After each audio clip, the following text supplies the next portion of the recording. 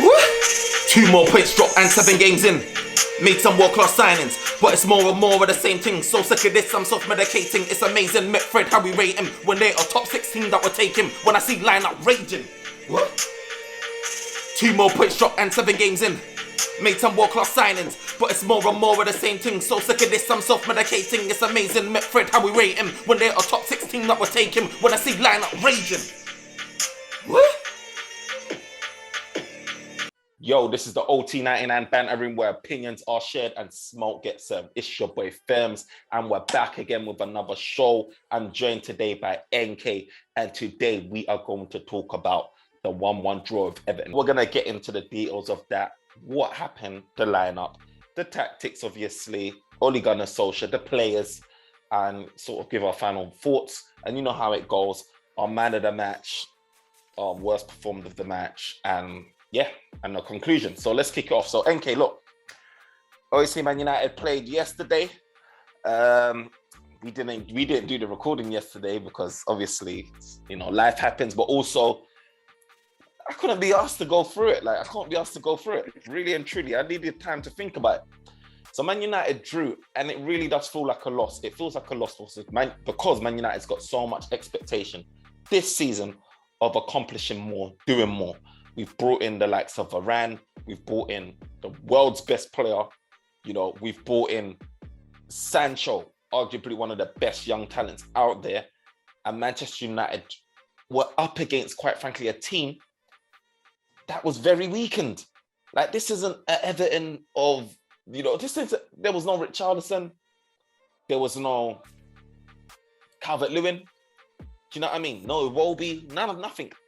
It was a weakened team, and if Man United talk about challenging for the title, if we're thinking seriously about doing that, we've got to be picking up 3 points, getting the victory in games like that, and we didn't manage to do it. So I'll start off with this. So when you saw the lineup, what was your thoughts? And obviously, Matt Fred's back in the lineup, but what was your thoughts on the lineup? Did you feel? Yeah, give me your verdict on it. What was your thoughts on it? I was, with the lineup, the only thing that I would probably say is I was shocked by the McFred thing. We don't want to see McFred. We're tired of it, to be honest with you. We're tired of it. Although some people seems to favor that because, I don't know, they say that some people feel like with them two inside, we actually get a result that we need, which I don't believe it. I mean, I remember you saying that you were actually happy with those two in the middle for Man United there, but I still don't get it, and I'm sure we're going to touch on that soon too.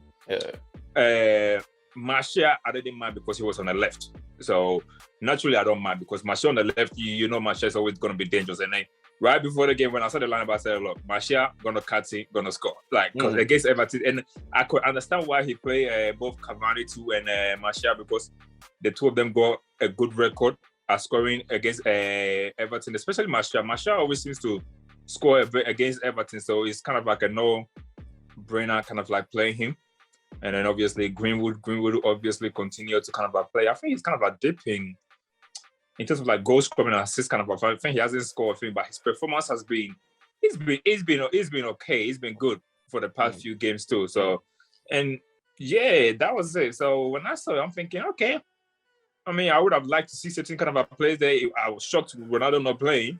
I was shocked Ronaldo was not playing, and we're gonna touch on that too, because I don't understand why Ronaldo didn't play. I don't understand why Pogba didn't play.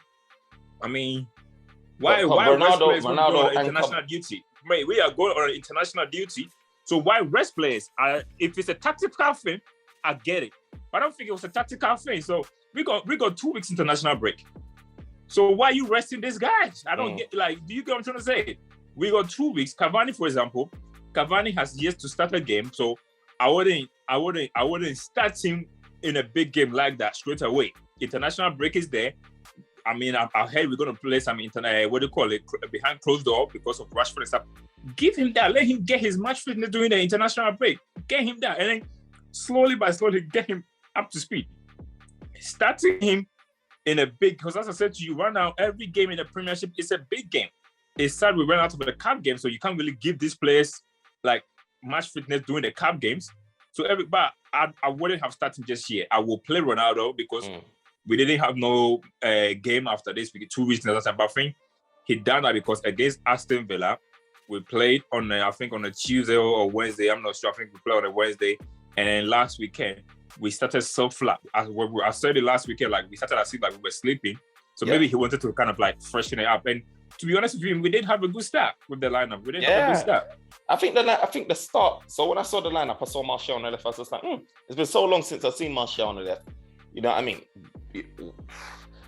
If he's gonna play, that's why I want to see him. But at the same time, I didn't feel like he's done enough to justify a start, especially with the attacking threat that we have in our team now.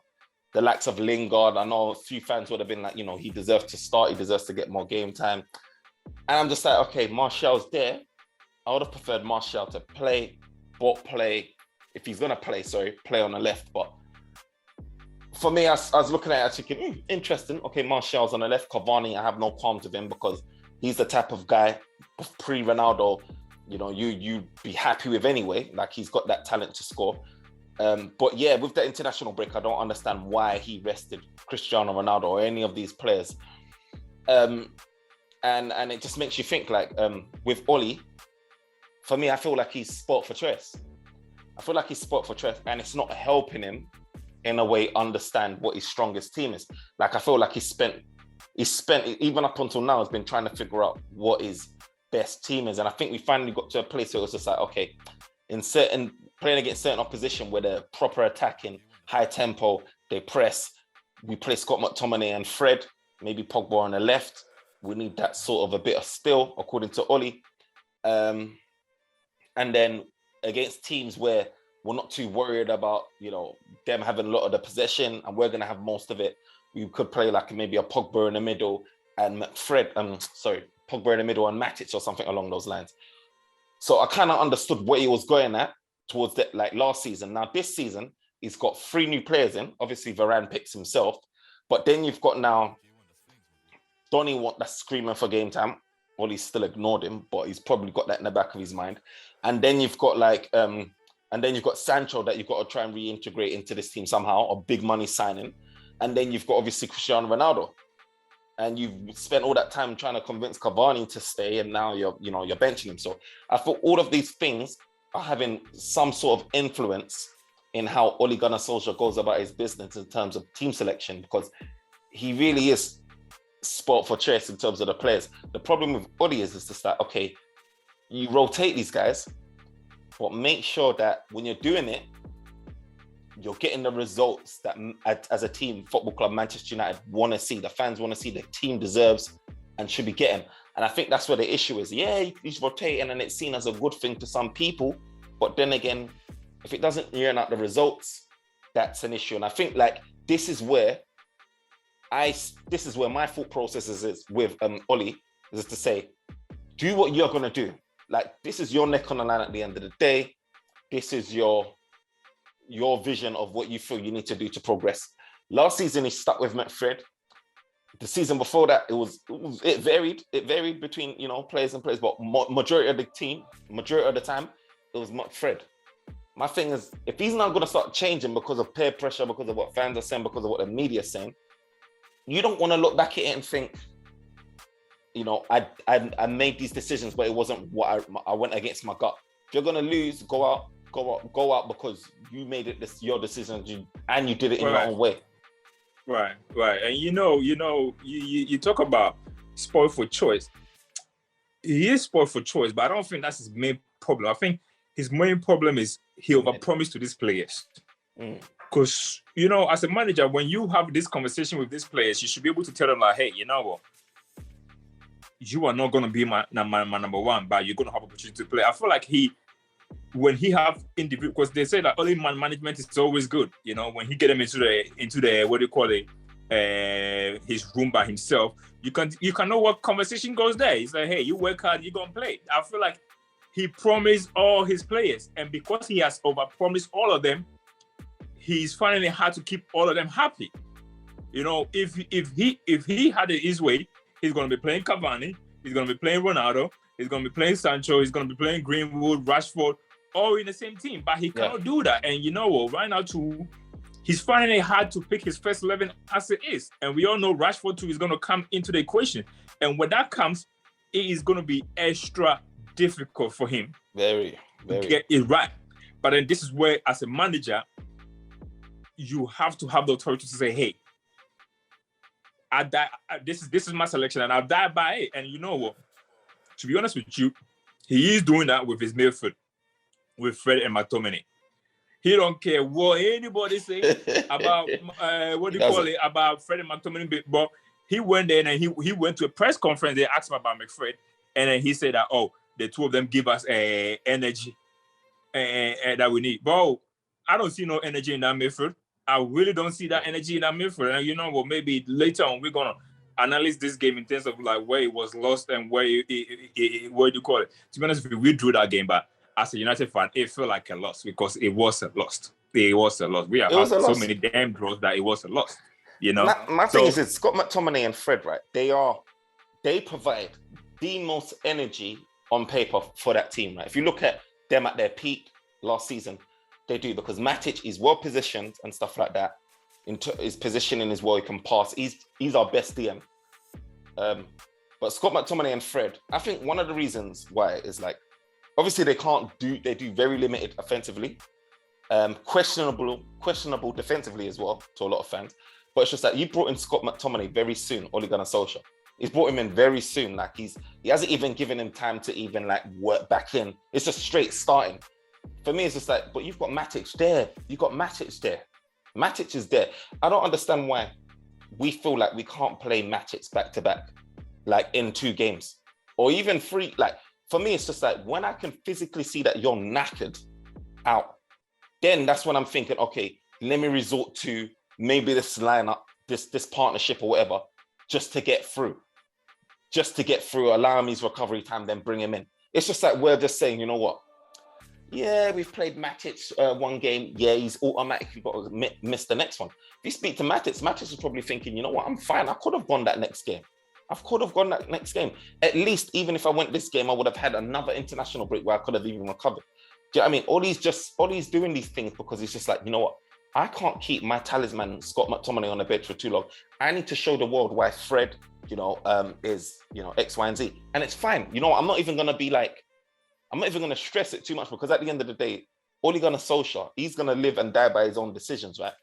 I'm just saying, you know what? Whatever he feels like is best for him to get his results, fine. If he wants to be hard-headed and not make substitutions, fine. If he feels like he needs to do these substitutions or team lineup selections, I don't know. Whatever he needs to do, he needs to figure it out at the end of the day. But then the thing is, right now too, yeah, the thing is, because we all know he's going to get to the end of the season, as much as most of us don't want it, I mean, I come here and I defend him, and as I said to you, sometimes when he does a good decision, you praise him. Sometimes when he doesn't, like, I'm not gonna lie, the lineup, for example, we could say what he won, but to be honest with you, it was a good lineup because we literally started the game the best that we have had, and you could argue that, that was the best kind of like starting lineup there because the high tempo. I've never seen United play high tempo too and everything, but this is what my problem is with Ole, and even before, like, okay, let me touch on the, like, let's discuss on the midfield too.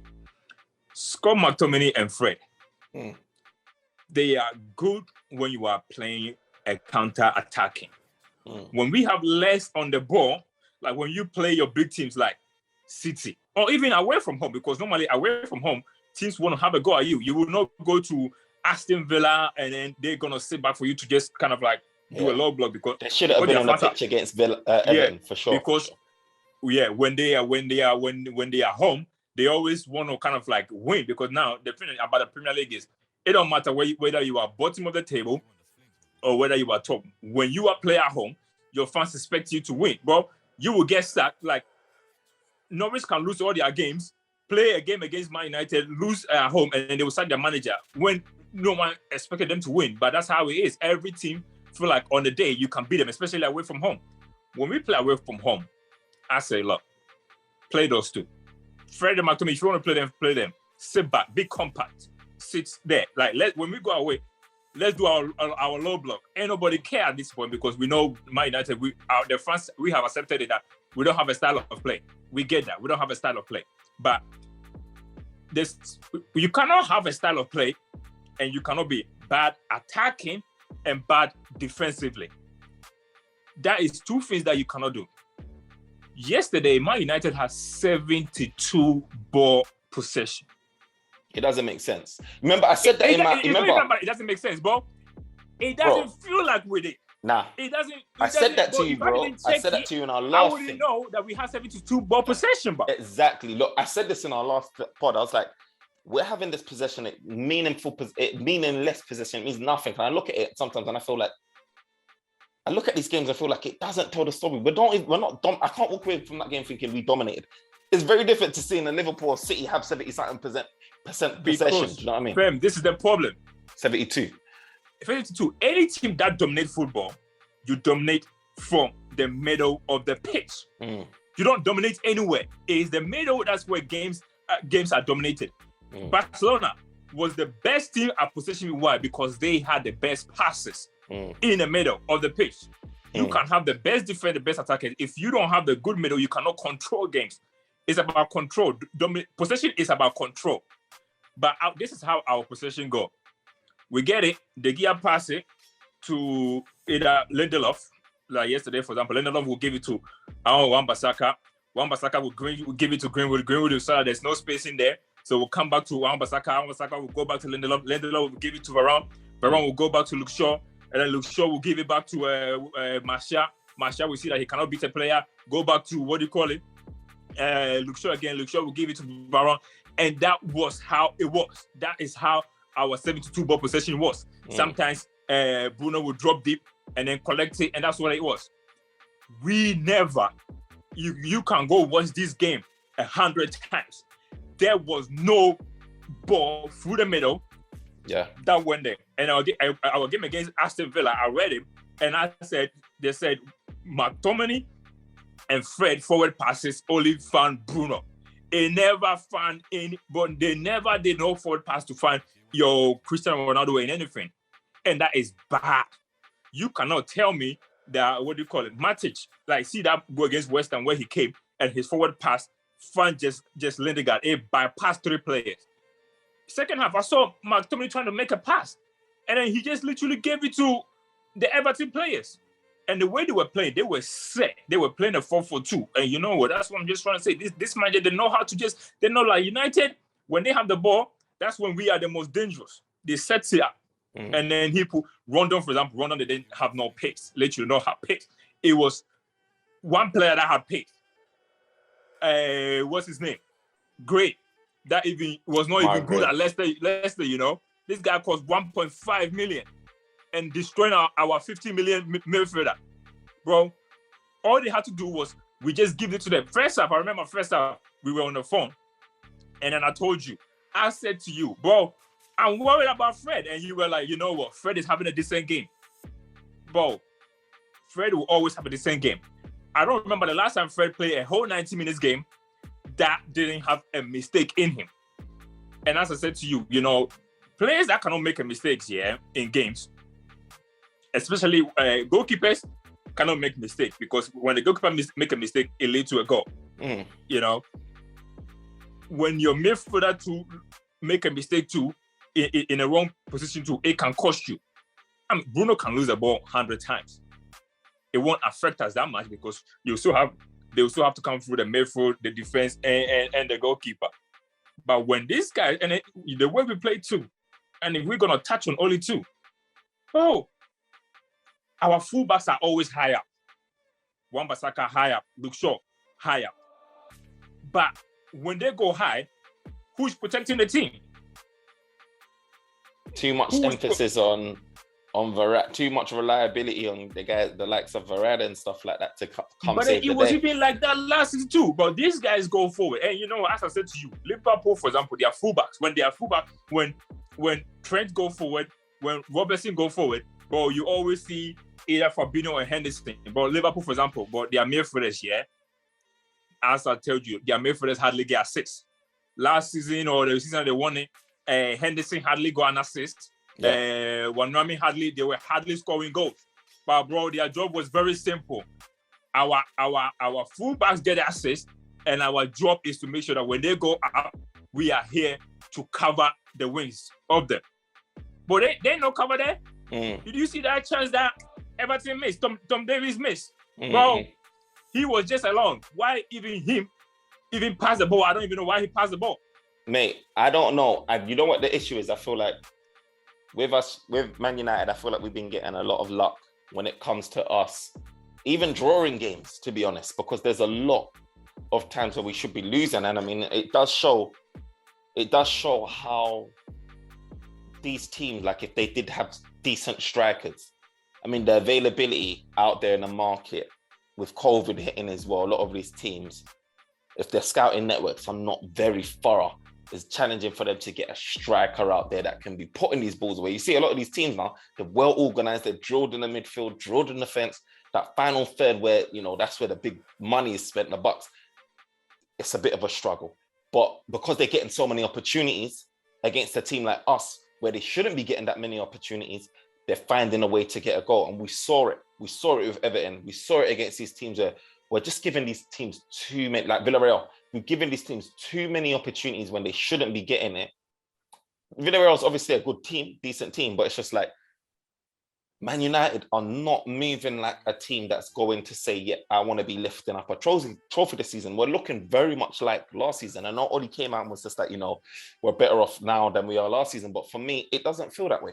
Yeah, you know. It doesn't. We haven't played none of the big boys. You know what I mean? And you know what? Yesterday, yeah, the sad thing about yesterday too is Everton, they don't have that much chances, you know. I mean, they did have chances. That goal, for example, you could say, like De Gea didn't really have a lot to do.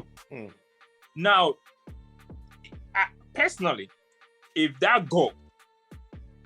don't score that goal, I feel like we go ahead and win that game, maybe 1-0. Yeah. But let's touch on that goal. Let's talk about that goal. Corner, you know, and then we're going to corner too, but we are yet to score from a corner, you know, with the amount of height and everything. Because as I told you, corner, well, with a set piece coach, I feel like maybe they have spent too much time defending defending corners that they haven't worked on the attacking side of corner. Because you cannot have all these tall guys in your team. Even when Maguire was there, we had Maguire, we had Varane, we had Ronaldo, we had Pogba. But McTominay is also good on a air too. And we are yet to score a corner goal. The set piece goal that we scored was Bruno doing that pass to tell us to shot outside the goal post. Anyway, let's not even go about attacking corner because we are so poor. We had 10 corners and not even score. Well, we had Bruno. Look, Man United is having a similar amount of like goal attempts to Everton. And my thing is, it's just like, if we're having 72% possession, why are we having similar amount? It just shows that we're still leaking. It's not only that our attack is crap because we're not converting a lot of these goal attempts, and it's been like that in a lot of games. But you can also see that we're giving these people too much time on the ball, we're too wide open, whether it be in midfield or too exposed in defense when fullbacks are bombing so high or playing the high line, whatever it is. The ball, opposition, the transition between that ball to our defense, the attack play, they get to our defense too easily. There's countless times I'm looking at Man United thinking, why is it that when we're attacking, we only see someone like Ronaldo up top by himself? A lot of the time they're so isolated, or Cavani up top in yesterday's game by himself. And then when they're up against us, now you're seeing like opportunities where it's like 2-on-1. Do you know what I mean? Like or open 1-on-1 opportunities. I'm just like, I told you the problem is because of the way we attack is very predictable. We attack on the wings. We don't attack through the middle. All attack go through the wings, and as I told you, it go through the wings. And our fullbacks are so high up the pitch. They are so high up the pitch. So when you do because they have to always be tracking back, because the true DM guys, they also sometimes push up the pitch too. I don't get what they're also doing now. They also push high up the pitch too. The amount of time Everton had one-on-one against our centre backs was much. Ridiculous. Yeah, it's too much. Because the full backs push, as I said to you, attacking wise, we commit so many players forward, but yet nothing happened from it. So when we lose the ball, which we lose the ball a lot of the times, and when we lose it, because of the positioning of it, bro, it's so easy. As I said, corner. The corner that Everton scored from yesterday, it's not the first time that has happened, It happened against Wolves. If you remember, Wolves nearly scored from 2 different corners. Both of them, they were, and both of them to Fred was a culprit because Fred could not clear it. Against Wolves, you remember against Wolves too, he done the same thing too. It was a corner, and within like 2 seconds, Leeds was in our goal. Yeah. And this is what the problem was. And I saw it. I haven't even watched the highlight because I didn't even want to watch it no more. Anytime they lose or draw, I don't even want to watch it no more. But that goal is just still stuck in my head. Bruno done a poor corner to the near post. It was so poor. They didn't even find out what. They headed it just like that. He just headed it. Bro, it was just easy. Like, all Fred could have done. First of all, he had the first attempt to clear it. And I don't know if he was trying to like pass it or whatever it is. And then he kind of like knocked it or I don't know if Grace stole it or, and he kind of like knocked it like it was going towards the throw level too. And then at the time, there was, he was there, I think, Scott McTominay. There was 3 players that was near where Andy Gray was. So I remember Varane was chasing Townsend, and then he felt like, oh, you know what, they go a cover. So he kind of like, you can tell that his acceleration kind of like slowed down a bit because he felt like he got it covered. And Fred got bodied, literally got bodied. Look, the DMs that we are chasing, or even the ones in our team, bro, Matic, that don't happen to Matic. Because if Matic would have won, position, he's an anchor man. He's an anchor man. He's a guy, deep line defensive midfielder. Playmaker. Right, yeah. Any defensive midfielder know this. One, you get a ball. If you don't get a ball, what's the second thing you do? A tactical foul. Anybody know this? You just do that or you drag them down. Like my thing is this, all the time, but my thing is this. Man United are playing with 2 box-to-box type midfielders, right? Fred, he bombs around everywhere in the pitch. He tries to support attacking play at times, and it's not really effective. And then same with Scott McTominay. Again, he's a box-to-box. He tries to support with attacking play. They're running all over the place. When we get hit in a counter and these guys are out of position, you're going straight from bypassing the midfield and going straight to our defense. My thing is that Man United, obviously, we are where we are, but Man United hasn't got, outside of Matic, hasn't got a DM that sits there. If you're going to be playing Scott McTominay and Fred, like people, like, we champion that, or like they run around to cover every blade of grass or whatever like that. But for me, it's like, when some people say if you're working too hard, it's not necessarily mean that you're working like productively or whatever that saying is like saying, work smart but not hard, certain times like that. With these guys, their position is not a DM. It doesn't seem like they're being coached to be a DM effectively. You're doing so much running. Your positioning, for me, it's just saying, why is your position, like, why are you doing so much running? Like, your positioning is probably so off. Do you know what I mean? Your reading of the game is so off. Your tactical awareness around danger is so off. Like, do you know what I mean? It's just, then you're in a position where, you can't even spray that ball effectively. Like you said, it's only going to Bruno Fernandes, who's dropping so deep anyway to come and collect that ball. Look, at times that game against Everton, I saw Ronaldo dropping so deep in his own half. I'm just like, look, when he was on the pitch, I was like, this is desperation. This is like, it shouldn't be like that. Ronaldo was even dropping deep too. Ronaldo was even dropping deep. Ronaldo's dropping so deep because they cannot get the ball. When they go up, they cannot get the ball because the 2 midfielders can't find them. And look, and Ronaldo's a guy that's 36. Yeah, he keeps himself fit, but he's a guy that has that short burst of speed over just a few yards.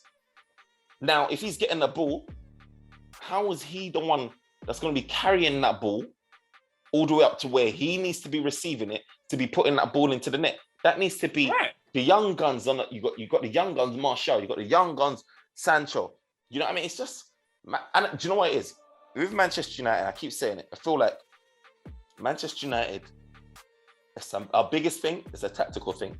I feel like you saw it against you see PSG, they got stars everywhere. I just feel like it's a tactical thing, and I feel like we need to be able to say, you know what? If we are not getting these results under Oli, what are we going to do to change it? And I know that's one of the key things we need to do. It's not even about, do you know what I mean? Like, sack in Oli in or Oli out. It's just like, okay, you're deciding to keep Oli, fine. What do we need to do in order to change this? I just feel like we're too passive and we're letting things run by too much. I don't feel like the owners, the Glazers, or even Oli himself for the coaching team are saying, you know what? We need to do things differently, take risks. Man United, are scared of managers like Conte. I'm even scared of managers like Conte. Do you know why? Because Conte is a guy, he's very outspoken. He will hot up anything that's happening behind the scenes. He's a guy that knows what he wants and knows what he needs to do to achieve. He's like a Mourinho, but like obviously a guy that's more in his prime, that's getting the results. Conte is the type of guy that'll be like, you know what? He's the type of guy that'll be like, you know what? Bruno Fernandes, I'm not going to start you because you're not fitting into my style. Yeah, you might be one of the greatest players, midfields in the Premier right about now, but you're not fitting into my style. So therefore, I'm not going to play you. It's going to annoy a lot of Man United fans, but at the end of the day, Conte is probably going to be the one that lifts a trophy. What will happen is Conte will come, get his results, just like Mourinho would when he was in his prime or whatever, disrupt the team. Pogba will end up leaving. Bruno will end up leaving, potentially, if he doesn't feel like he's the guy. He'll probably play his 5 at the back, his 4-5, whatever he does. United will go on to lift some trophies. But what would have happened is so much turmoil. But what he is doing that I don't give a toss attitude, that attitude where it says, this is what I need to do to turn out a result. What Man United is doing now, I feel under Oli, is that Pogba's got to play. I don't want to upset him. He hasn't signed his contract. Do you know what I mean? Bruno Fernandes, he had a great season, star man. He needs to play the game. Like, I feel like we're just very much trying to do this thing. Oh yeah, we bench Ronaldo and stuff. That's not a boss move to me. That's like, for me, that's like you not knowing what you're doing. Ronaldo move was a boss move. It was just one of those ones to say, hey, we play on Wednesday, so I don't want to risk you just doing that because of emotion. Exactly. It was no, but it's not a boss move. You touch on that because with Oli, the problem about Oli too is, tactically he's not a good manager. We all know that, because he's been here for almost like 3 years now. We don't have a style of play. Every team have a style of play. But Crystal Palace just got a new manager. We know how they play already. Literally. Newcastle, we know they're defensive. Every style, whether you either a low block or what, Oli, sadly, he's a counter-attacking manager. Even the counter-attack is not even a style of play because he kind of like dished that against it because you cannot play counter-attack. You cannot come and pack the bus at Old Trafford. It will never happen. And I think he struggled with that. Away from home, they can do that and get away with it, you know. So one thing about him is, as I said, I always say that our team play according to what players are on the pitch. And what I don't get is the only time United have had good consistency that we have been able to run a lot of amount of games, we had Pogba and Matic in the midfield. You remember when Bruno came and we won so many games after the lockdown?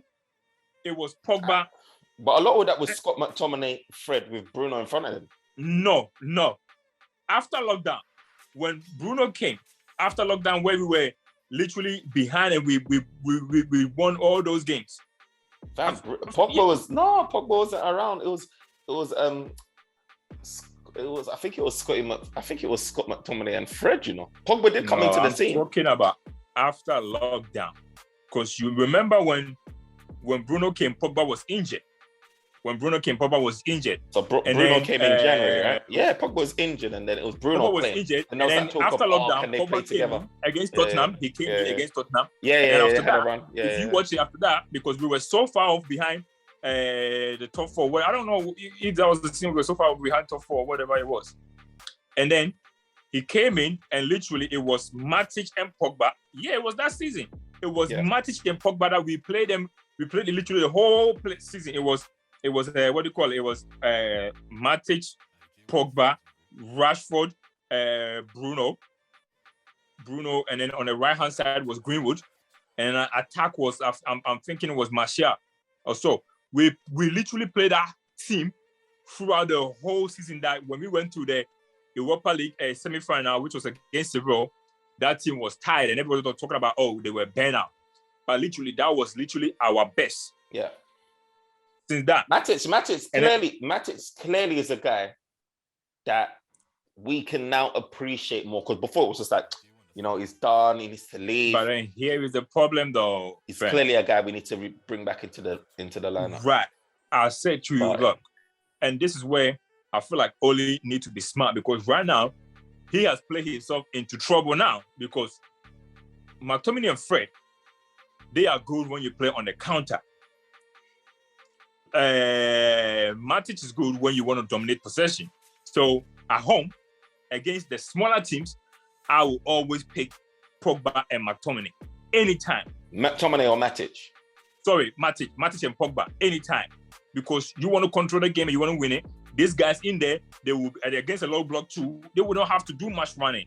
All they have to do is get the ball and be spreading. The more you have the ball and the more you do good with it too, you do better. Now away from home, and this is what the problem is now. Fred has played so bad. No United fan want to see McFred partnership in our next game. But sadly, our next few fixtures are against the big boys. We got Leicester, who probably away from home, they're going to have a lot of the ball. Now, you cannot go to Leicester and play Matic and Pogba there, because they're going to run through them. And that's the biggest problem now. Yeah. Against Leicester, you play your Scott McTominay and your Fred, because we don't care about possession. We care about hitting them on the counter attack. And we go there, we say compact, bro. If they don't have the ball, we are the best team out there. As long as we don't have the ball, the less possession we have, the better Man United is. But now our fixtures are coming up. I don't know if you have seen our fixtures that's coming up, but we got Leicester, we got Liverpool, we're gonna play Man City too. But it is ridiculous.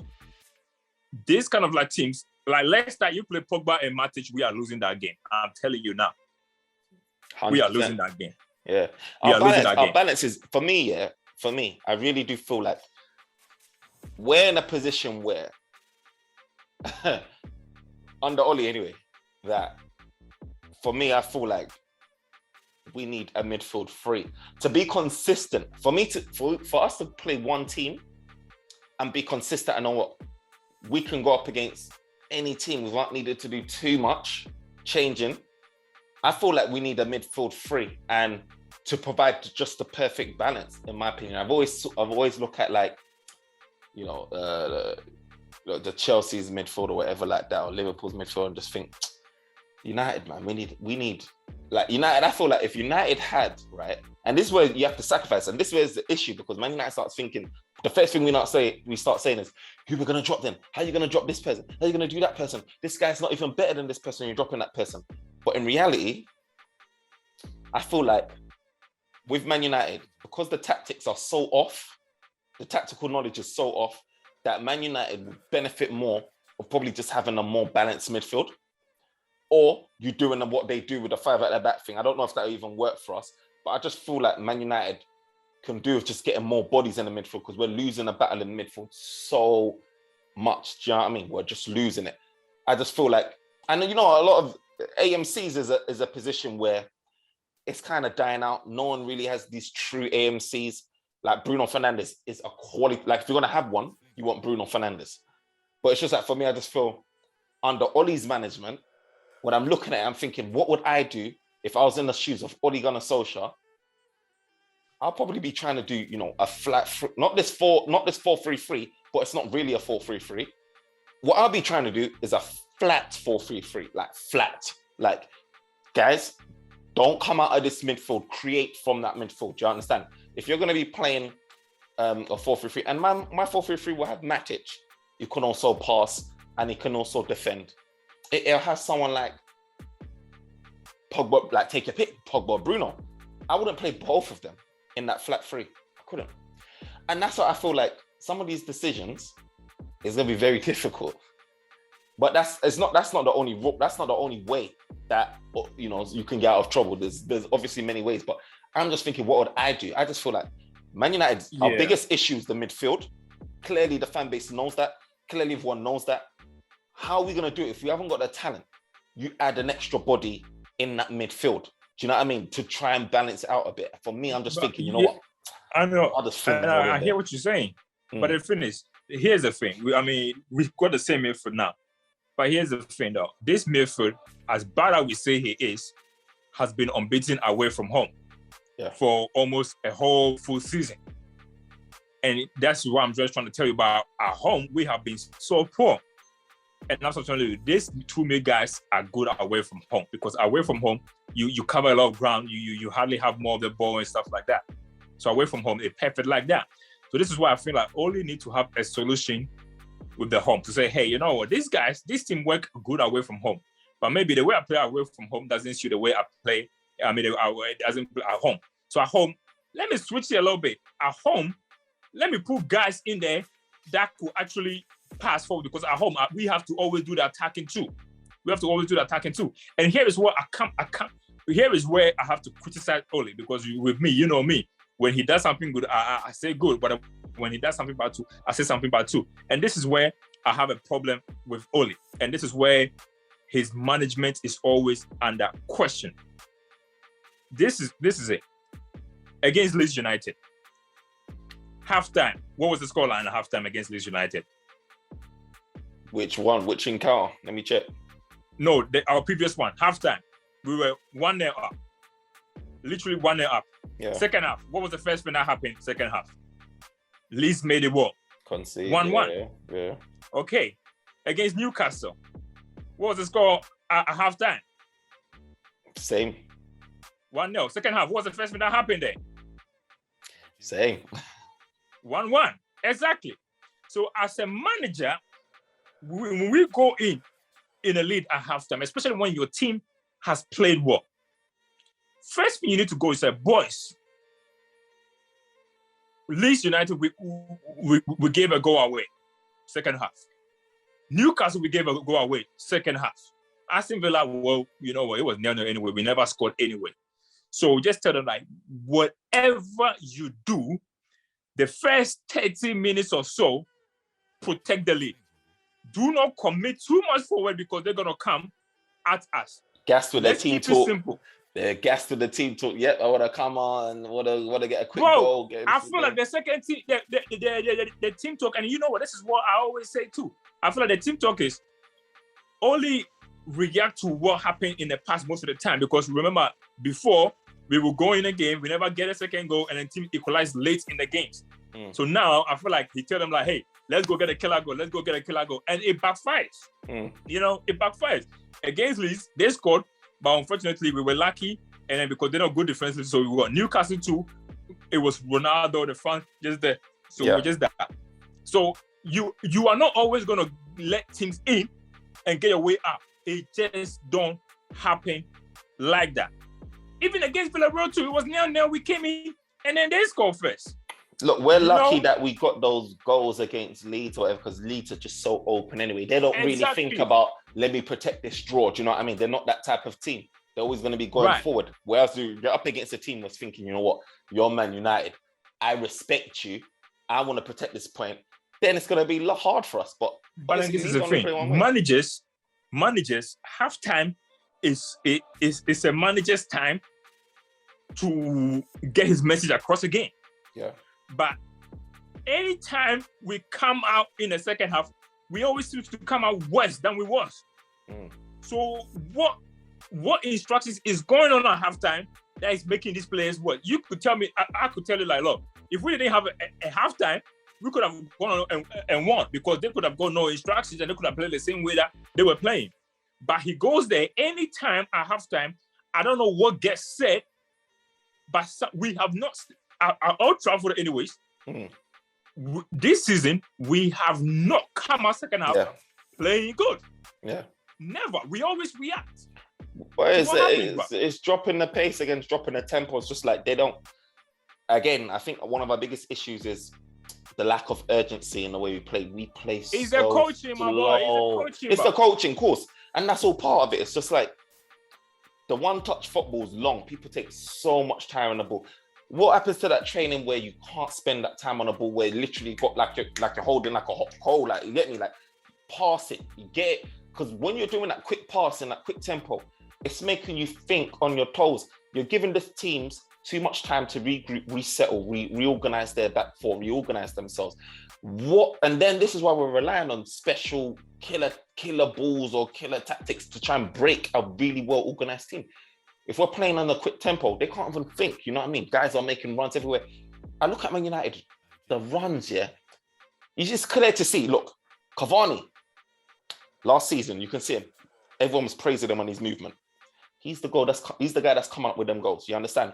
You look at Ronaldo this season, praised on his movement. He's the guy that's getting the goals now, 5 goals in all comps. No one's finding them. No one is finding them. Martial. If Bruno don't find them, who's going to find him? Exactly. Martial, limited movement up top, limited goals. You play him on the left where he's done more work, and people may not even say he's done a lot, but he's done more work on that left, more running than certain people could have remembered that he's done in a long time. But then again too, because our midfield is not so good, yeah. Have you ever seen, how many times do you see our wingers run in behind, bro? How many times do you see our wingers run in behind? When I saw Jadon Sancho, yeah, running at them like Godfrey and them and their Everton players, I was thinking, yeah, this is what I want to see more. Do you know what I mean? Running that guy. Yeah, but then once again, he get it from deep. Yeah. And then attack. Yeah. But where is the run where he run and someone find him with a pass? When was the last time you actually saw that? That Pogba to Greenwood one. Right, or that Ronaldo right. Those pass kind of things. Ronaldo got that free ball to put in his stride. That's exactly my point. The wingers does not go up because they know that if they go up, no one is finding them. Do you get what I'm trying to say? If Greenwood make a forward run, who's going to find him? Do you think Fred can do a ball to find him there? No. Is McTominay going to find him there? No. The only person that can find him is who? Bruno. And Bruno cannot be on the ball all the time. And when Bruno drops deep, it means that there's a big gap in there. So this you is the definitely need a ball playing. You definitely need a ball playing midfielder in that middle of the pitch, 100%. Right. It's not Pogba in there, which a lot of the games he's not going to be playing in the middle, and a lot of the ball is in the middle of the park as well. You need to have a ball playing midfielder that can ping it, keep the game ticking. Which is why a lot of our fans are saying Donny. They're like Donny. Why ain't Donny playing? The only player yesterday that was doing forward passing was Victor Lindelof doing long balls, bro. Victor Lindelof doing long ball, which by the way, yesterday too, he had a good game yesterday. He had a good game yesterday. Aaron Wan-Bissaka had a good game yesterday too. But once again too, they have good games, but is that middle suspect, bro? And our manager too. I'm sorry, he's very only. Look, if he don't get new coaches, we know we cannot sign a deal, and that's evident on that. But if he don't get new coaches, he will not be Manchester United manager next season. He will not. He just will not. Because his coaching ain't helping him. And even let's look at our coaching too. My Finney, who I don't know if he's the assistant or whatever he is, him, since he left Man United, what has he even done? He went to Hull City, got them relegated, literally. Couldn't even win a game. And then before he came to Man United, he was in bloody Australia doing a technical director. Not coaching, technical director there. Carrick was under LVG, failed. Under Mourinho, failed. Because when Mourinho assistant left, and then Carrick became more influential, but you saw what the team went downhill because he is clueless. And now he's sitting next to Ole. What can he see in a game to change the game to say, what do you call it? When managers like, because even Benitez, but the thing is, this season, the Premiership is full of like not just managers, good coaches, bro. Mm. They know how to drill teams. That We don't know how Brentford, to drill teams. today they just pulled off a big inform West Ham, got the victory over them. Do you know what I mean? Brentford, bro. Next game is against Chelsea, bro. Trust me, at home too. They're gonna take a lot of points from the big teams, Vieira and his Crystal Palace is doing a thing, but they also too away from. As I said to you, this season, these coaches got a well-drilled team. As in, like, they got a way of playing. The players know their job. So when you got a team that players know what they're doing, we are always gonna struggle. Yesterday, Everton guys, they just knew what their job was. Their job yesterday was very simple. Keep it compact at the back, and we are always gonna have opportunity. And when we have the opportunity, you run through the midfield. Aston Villa did the same. They were cutting through the midfield and then set pieces, they got their goal. You just know what the game plan is. He said, well, and you know what? They always go, and every team that come to Old Trafford know this. They say, boys, as long as we concede 1 goal or 0, we are getting away with something because we will score here. So whatever you do, if you don't concede more than 1, we are getting a point from here because we are going to score. Every team know they can score against United. Every team know they can score. Every team. We ain't keeping no. The whole season, we played 7 games. How many clean sheets have we had the whole season? 1. Am I correct? And that was against Wolves. And if we against Wolves, you could say we were lucky to even get a clean sheet. Lucky. And last season, we were complaining that it was because of Maguire and Lindelof. So we went and gave Varane, world-class defender, and we're still doing that. This season, we saying, oh, it's the midfield. I'm sorry, we might even get a midfielder too, and we will still be conceding goals because we don't have the team shape. Look, we don't. I'm looking at the games now, and look, Leeds was our first game, right? We conceded against Leeds, conceded against Southampton. Wolves, it was the 1-0, and then Newcastle, we conceded again. Even in your Champions League group stages, we just conceded in every game. We were just struggling to only keep one a clean sheet the whole season, One clean sheet. And then that clean sheet, you could say we were lucky. Yeah. We were lucky. Very lucky to get that clean sheet. Yeah. And that tells you this is a team that don't get coaching. And then this man come there and then bullshit his way out. Oh, we know what? Varane just came in, so he's going to get him. So the clean sheet is going to come. No, the clean sheet ain't going to come because we don't have a shape. We do not have a clean sheet. Clean sheet is get by the team. A team get clean sheet, Yeah. Centre backs don't get clean sheet. A team get clean sheet. This is what I mean we about don't play as a team, so we never get clean sheet. This is what I mean about when I see teams where they're pressing from the front, not Bruno doing the pressing and then trying to get guys to usher them on, or you're doing isolated runs where Cavani. Look, I see guys, when Sancho was on the ball, Evan, doubling up on that guy. Do you understand? Pressing him. We need to be doing that as collective. Like, I don't see no triangles when we're attacking. I don't see no collective team pressing. Everyone backing off. Then you're gonna get someone like Townsend.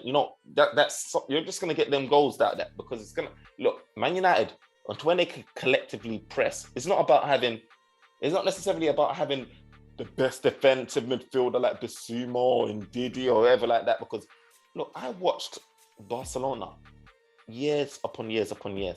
It felt like there was N'Golo Kante's all over that pitch when they lost the ball. The the pressure that they used to press. But these guys that are flimsy. Bro, they're flimsy, but this is my point, friends. This is my point. Teamwork, bro. But this is my point. If we're not good at pressing, when them mans are playing from the back, don't press them. Drop into your shape. Let them bring the ball. Do you get what I'm trying to say? Because when we play against City or your Liverpool's, that's what we do. That's why we are so good, Watch when we play against a big team. We will not press them. We don't. City, when we play City, we press them in the first 10 minutes. After that, we drop back into our shape anytime they get the ball.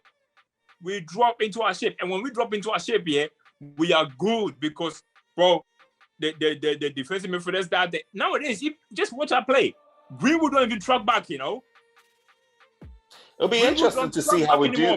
Be interesting to see how we do against these big boys, so that if we do adopt that counter-attacking, because we played guys like Dan James, who's got the rat. He's he's one of the fastest in the squad when he was at the club. And then obviously you got guys like Rashford or whatever like that. Where Man United hasn't, Sancho, yeah, he's got pace, but he's not known for his super rapidness. Neither is Greenwood. Again, he's another guy that's got pace, not super rapid. What we've got is Rashford, who's quick when he's fully fit, and then we've got maybe Martial. But it'll be interesting to see what we do. And then obviously you're going to be thinking you can't be benching Ronaldo. You can't be. You know what? It'll be interesting to see what we do. United, as a United fan, we should be very, very grateful, we got Cristiano Ronaldo. And I don't say this because of what he's going to do on the pitch. Because as a United fan right now, I don't know what Oli, what will make the owner say, hey, this is not good enough from Oli. Because I feel like as long as Oli get top 4, he can probably stay at United for 10 years and not even win a trophy as long as he get into the top 4. Do you know what the issue is? Man United, they're going to be okay. And I don't think there's managers. I don't think there's enough managers out there that Man United feel. Bro, it doesn't matter. Bro. Man United. Bro, you always find if for example, what do you call it? If this club stop making money, they don't care who's out there. They're going to change, bro. My thing is, why do you think they're still keeping? Why do you think he'll still be here if he still makes top 4? Because that is where this club, Man United, is about making money, bro. What do you call it? Moyes got sacked or didn't get time because he didn't get into the Champions League money. Yeah, that's why he left. LVG came his first season. He got back into the Champions League. He stayed. The next season, he won a trophy, bro. He won the FA Cup, missed out on the Champions League, and then he got sacked. If it was about winning trophy, they could have said, hey, you know what? They have won a trophy, so they're going to kick on from that. It wasn't about that. It was about the thing. Because don't remember, all our sponsorship, there was a clause there that if they don't make the Champions League, the money drop. So not only I don't know get the Champions League money too, the sponsorship money go there. Adidas, apparently there was a clause that if they miss Champions League like 2 or 3 years in a row, the money just significantly drop. You got players there too. Pogba, who was playing there too, was making commercials for Champions League, but was playing the Europa League. So this club did won Champions League football. They are not gonna sack Oli when he's making Champions League for an unknown and for this club to just go down. My thing is this. Look, we've brought in Varane, we brought in Ronaldo, and we brought in Jadon Sancho. Look, if Man United's ambition is to just continue to make top 4, then why are we even bothering with Ronaldo? Why are we even bothering with Varane? And why are we bothering with Sancho? Why don't we just stick with trophies? No, the ambition is to win trophies. But I'm just saying, as long as Oli is making top 4, this club ain't going to change him. The only reason why they're going to change him now is now, and this is the problem too. By going after the star players and stuff, now he has put himself into deep holes. Because next season, if we don't win nothing this season, the players are going to turn on him. Bruno ain't getting younger. He gonna start having conversation with Ronaldo. And they're going to be like, bro, it's the same every season. We just can't get over the line. Because when we are so close, we lack ideas. When teams that win the Premiership, when they're going to get tough, that's when managers influence games. We don't have the managers to do that.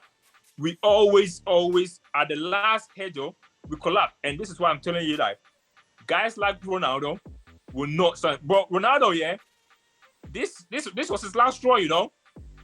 This was his last straw. His honeymoon is over. And I bet you any money, yesterday, he went to probably the dressing room, got so pissed off. I mean, Oli cannot say anything to Ronaldo yesterday because he's going to tell you, I could not get no services. No one was giving me no services. So as a manager, you cannot come in there and then just say that you lot play fucking shit because Ronaldo is going to put up to you to say, I did not get a single ball, a clear-cut chance. So the players are going to turn on you as a manager to say, we need to change something because the way we play, I'm not getting the ball. Now, if you go in and we miss 10 clear-cut chances, then Oli can going to go and say, you lot were pathetic today. You should have scored. The only player yesterday, Oli, can have a go at is Fred. And then tell Fred, like, yo, you should have fouled him. Why the hell did not foul? Because he took him off straight after that. In my opinion, you cannot have a go at any player on the pitch. Who can he have a go at yesterday? In my opinion, I feel like he knows his own flaws because he doesn't look at himself as being a Ferguson or any of the top managers. I feel like the board in itself are thinking, damn, okay, when we wanted to get Pochettino, he had that break. He got sacked from Tottenham. He had that break. There was like optimism about Pochettino as in potentially being the guy that could come Man United. He's gone PSG now. He's in a star-studded squad. And we're obviously monitoring Pochettino. This is a guy that Man United wanted, was going to bring in. It's a bit rocky at the minute with PSG. Obviously, they had a big win in Champions League, but it's a bit rocky in terms of consistency. Hold on. I'm just saying, look, when I'm looking at the managers out there, we've discussed this. We can't think of many managers. How many people are you saying? We talked about Zidane. You're saying that he even said that he doesn't even want to come. We're talking about Conte. We're even looking at it like, damn, he might not even be a right fit. The board probably even thinking, is he going to be the right fit? We're not even thinking about it. So I think one of the things about Man United, not only with Man United and only getting Champions League, is the fact that there's not even a Pep Guardiola. There's not a Pep Guardiola knocking on the door saying, I want to manage you. You see, this is what you're getting wrong. This is what you're getting wrong. The club ain't looking. Did Ronaldo not come and take Ancelotti from Everton? Bro, did they not? I tell you why they're not looking. Right? Because they are comfortable with top four, bro. No. I'll tell you why they're not looking. Because every time Oli's back is against the wall, it goes on to have this run, which gives fans confidence, give everyone confidence, right? To be honest, when his back was against the wall, right, and Man United starting having these initial talks, the smoke started coming out, having these talks with Pochettino, Oli goes on, he knows the right time to go on a run. And then when he's on a run like this, there's no way you can be like, okay, you're sacked. You've just won. You've just gone 5 games unbeaten, 6 games unbeaten, 7 games unbeaten. Meanwhile, Man United's thinking, okay, let me watch you. You just gone and got this win. Let me watch you again. Oh, snap, you just got another win. Let me watch you again. Oh, snap, you just got another. This is what I'm trying to say. As I said to you. He keeps pulling off. He ain't hit it. When has he ever hit a slump that's took him so bad that's just like, okay, yes, you need to get sacked. No, my problem is not in the past. Because as I said to you, in the past, what he done in the past has justified him to still stay in the job. But my question is, at the end of the season, me, in my honest heart, I feel like if Oli don't win the trophy, which I don't think we will, we're not winning the Prem, we're not winning the Champions League, we're out of the Carabao Cup, and bro, FA Cup, the big teams are still there. I don't think we're gonna win the FA Cup. Because when you put too much pressure on just one trophy, the FA Cup, it's gonna backfire. We all know it. So we are not gonna win no trophy this season. And this is where I don't have the confidence. And I told you, as long as he get comfortably in the top 4, them mans are gonna keep him. There is no pressure from the media that much because all the ex-Manchester United players work in the media, so no one is having to go. But Mourinho came in. When Mourinho came in, everybody knew what the goal was. Mourinho was here to win Man United the Premier League. Even though we didn't get into the Champions League the previous season, when he came, it was Mourinho is here to win us the league. Oli is the guy that came to steady the ship. So Oli, they have never seen him as a guy to win the league. And that's what I'm telling you. As long as Oli get top 4, bro, unless the players force him out, the board ain't gonna do nothing. Things is gonna get really bad, and I don't see Oli getting. No, it have to get bad. That's the problem. Well, I don't see Oli getting sacked I don't see Oli getting sacked right if he gets top 4. I don't see him getting which sacked is bad. Which is bad. I know. And I agree. I don't see it happening. I agree. I don't see him getting sacked if he doesn't win a trophy. That's what the fans want, but I don't see that happening realistically. I feel like Man United, if they're gonna get rid of Oli for a guy that's making Champions League, for a guy that is relatively less issues that it's going to be causing the club in terms of, he's not outspoken, he's a good guy, Man United's going to stick with it. It's like you having a good job, right? A really good job or a really good hustle. You're not going to leave that until you certified got something really better. Right now, Man United's, unless things are really bad, like players revolting, Do you know what I mean? Like it was under Mourinho. Well, it's gonna happen, but then see, then that's the only thing. But for me, but then this is what I was talking about. This is well, there are guys there that you can go get that can do the job. Yeah, Zidane is a perfect example there. You know, all these teams here, they go and bring winners in. Man City sacked their manager, Pep came in.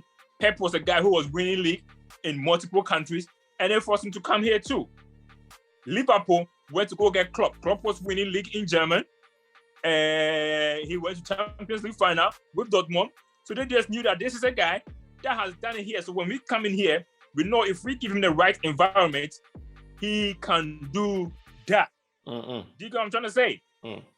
So if Oli get tough for no win trophies, and the goal of the club is to win trophies, go get someone who has won trophies. It's as simple as that, boy.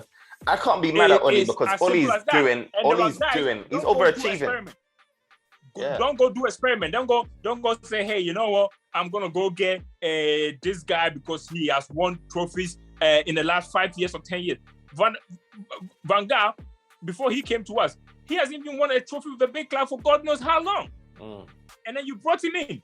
Mourinho, when he came in, he was coming from having a disastrous season. That's not how you do it. Go get a guy who is on top of things. It's hard because even when for me, I feel like Man United is biding their time, sticking with him as long as his things are not like going to pot.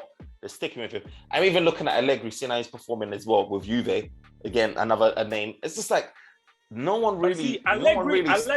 Brendan Rodgers, Rocky. Allegri. I was never a fan of Allegri because look, Allegri done it in Italy. Yeah. But he ain't never done it on Champions League. Yeah. I mean, that's the thing. But this is what I'm trying to tell you with the availability of. This is what I'm trying to tell you with the availability of managers. Like, there ain't gonna be a manager that you're gonna have a united agreement with. This is the thing. What we're trying to do is just say, look, is this manager obviously better than Oli, an improvement? And this manager combined with Man United's players, can we deliver better results? But then that's what firms. There's not a manager. Okay. There's not a man, unless you're talking about. If you can't find someone available, you go and steal someone too. And this is what I'm just trying to tell you. Right now, United need to start planning ahead. Yeah. And you know what? When Guardiola took over, Man City, yeah, there was a plan in place for him to take over a long time. Because right before Ferguson retired, yeah, he went to go have a meeting with Pep. And Pep said, like, look, I've already given my blessing to, I think it was Bayern or City at the time. He was already agreed a deal in principle to go to a different place already. So my problem is this. Right now, with the players that we have, bro, there's only one guy that fit this job more than anybody, and that's Zidane. Yeah. He has worked with Varane. He has worked with Ronaldo. He won good stuff with them. You know, he liked Pogba clearly because he tried to sign Pogba too. Martial too is French. Sancho will be a player that he loves. Greenwood, he will love Greenwood. You know, and Luke Shaw, he will love Luke Shaw too. Ambassador, I feel like he would do something with them too. We got a lot of French guys. He's got a lot of French guys. Won the trophy. Right. Won the league. So my chances, start having conversations with Zidane to say, hey, we got a manager that we have got a target with. But if he doesn't achieve those targets at the end of the season, we would like to bring you in. So how does that sound to you? Now, and this happened all the time, where you have agreements in place. We had an agreement in place with Mourinho. The minute Mourinho got sacked by Chelsea in January, there was already agreement in place with him that they were going to hire him the next season. So it didn't matter what Van Gaal did, he was already a dead man walking already. Do you get what I'm trying to say? So my problem is, go have discussions with Zidane, talk to Zidane and tell him like, look, we have a team ready, we have this, that. Yeah. Sign a pre-even agreement with Zidane to say, hey, if only end up achieving something good and we don't hire you, then maybe we're going to pay you maybe 1 million for not taking no job in between that time. Yeah. Teams do that. Go and have that discussion with him. If we are a club that want to win something, go and have that discussion with him. Get him ready for the job. So that in the meantime, when he's there, he's thinking to myself, okay, Man United are good. First of all, he's going to learn the language. He's going to start scouting the English league, and he's going to have a plan to say, hey, you know what? If I come in next time, maybe I want this player in there. So start working towards that. This is what I'll do. This is what I want. This is what I want. This is what I want. But Man United, don't wait until at the end of the season, things go so bad with Oli, then someone has already got Zidane already, and there's nothing there, and then we go get the next shit thing available, like we did with what do you call it? Like we did with Oli. Because let's face it, after Oli, when Oli came to the job, there was only one name, and that was what do you call it? Poch at the time, because I think Zidane already had a job or whatever it is. But that was that. Zidane clearly is waiting for something.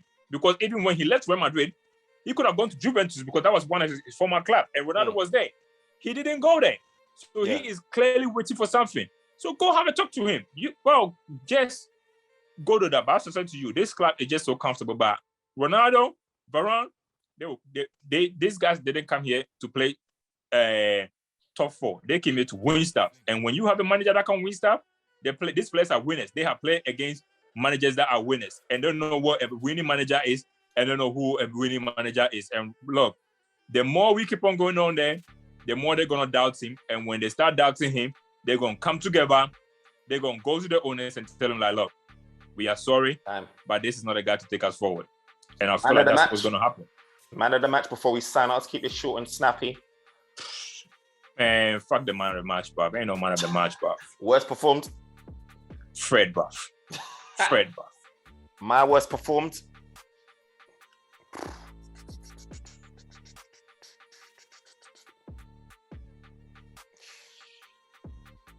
Yeah, I'll probably go with Fred. They're all, to be honest, is just. And McTominay was shit too. Yeah, they're all. To save his life. I feel like I'm picking on Fred, but I think all of them equally I could pick anyone. Fred was having a better game than McTominay. I think I could pick anyone. Yeah. Until he made that mistake. That mistake was criminal. No. And you know what? Fred and McTominay, bro, they can't even get into 10 of the Premiership teams. You know. It's a mess. That shows how bad it is. Because Everton won't take him. No, we know no one's taking him. We know nobody's taking him. Won't take them. West Ham won't take them. Leicester won't take them. Chelsea won't take them. Man City will definitely not take them. Liverpool won't take them. What club will actually take those two, bro? I'm struggling, bro. Norwich, fam. Norwich. So Norwich got some good defenders, bro. Look, let's go and watch the second half. Look, guys, you heard our views on this game. Look, obviously it's so burden. Obviously, it's just a lot of stress behind it. It feels like a loss, like we mentioned earlier. Man United should be getting these victories, but yet it's still repeating of last season, just with better players. And when this starts to happen, you just start to think, you know what? Things need to change. Culture, management, something needs to give, something needs to change. Otherwise, it's going to be another season that's trophyless. But you know what? Remember, guys, if you want to hear more of our views, remember to like, comment, subscribe, and support. Follow on Instagram at OT99_Banter Room, TikTok at OT99 Banter Room, and Twitter at 99 Banter. Remember to like, comment, subscribe. Peace.